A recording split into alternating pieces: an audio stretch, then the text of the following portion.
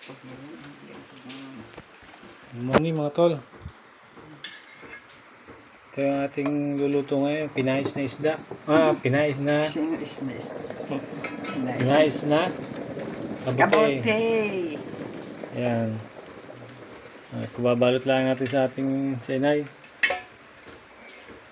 Mamaya yung ayos na naman ito. Yan. Gusto naman ng laklakan. Oo lang. Ay, palaklak. Tapos yung iba, bubulang lang. Yan, lalagyan lang ng papaya at saka kangkong, kamote.